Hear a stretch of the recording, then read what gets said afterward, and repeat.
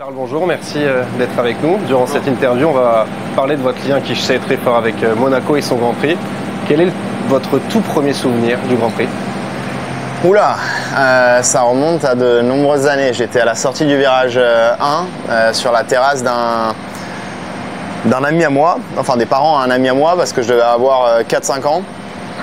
Je ne sais pas exactement quel âge j'avais, mais j'étais très très jeune. Et c'est ce genre d'image qu'on se souvient toute une vie. On jouait aux petites voitures sur la terrasse en regardant le vrai Grand Prix. J'étais fan de la voiture rouge à ce moment-là. Je ne savais pas encore que le team s'appelait Ferrari. Et voilà, ça c'est vraiment la toute première image que j'ai du Grand Prix. Quel est votre endroit favori en Principauté? Mon endroit favori en Principauté, très honnêtement, c'est je pense chez moi, parce que je le vois pas souvent mon appartement, donc être chez moi avec les personnes que j'aime, mon piano, c'est un moment pour moi pour me déconnecter un petit peu de ma vie qui est extrêmement rapide, hein, parce qu'on passe de droite à gauche, d'un pays à l'autre, d'un week-end à l'autre, donc voilà, ça fait du bien de rentrer chez soi des fois et d'être à la maison et de se poser. Et sur le circuit, quel est votre endroit favori? J'aime beaucoup la place du Casino. C'est un endroit qui est magnifique et il y a des très bons restaurants en plus là-bas, donc la place du Casino. Qu'est-ce qui vous plaît le plus dans la vie en général à Monaco? Pour moi, c'est comment dire ça? C'est à quel point la ville change rapidement. En tout cas, la perception change d'une grande ville comme ce week-end où il y aura énormément de monde sur Monaco, où il y a énormément de fêtes, où ça bouge de partout. Et la vie plus calme, en dehors de ces gros événements, que j'apprécie énormément. Il y a vraiment un sens où on se sent déconnecté quand on est ici à Monaco, et un peu la vie de village, je l'ai souvent dit, mais on a tous l'impression de se connaître plus ou moins. En tout cas, ceux qui habitent à Monaco, on se connaît tous plus ou moins de vue, et ça c'est un ressenti vraiment spécial. Quels avantages on a quand on est monégasque et qu'on prend le départ de ce Grand Prix?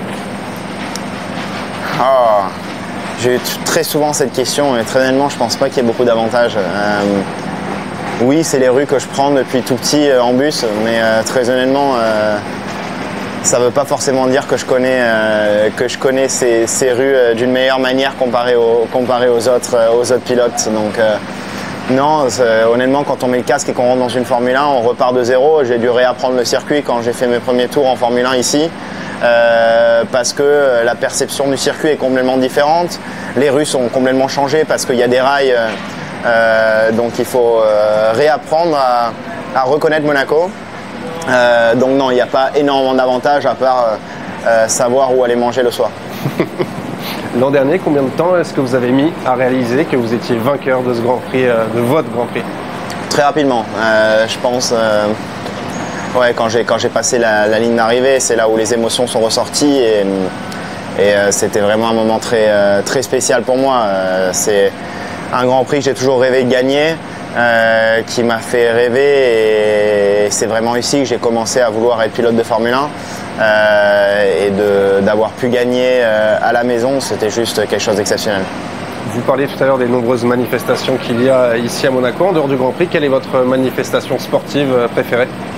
J'adore le tennis, donc je dirais que les Rolex Masters sont un autre très grand événement de l'année, donc oui, peut-être le tennis. L'an dernier, après votre victoire, vous aviez sauté dans le port. Si vous regagnez cette année, à quoi est-ce qu'on peut s'attendre?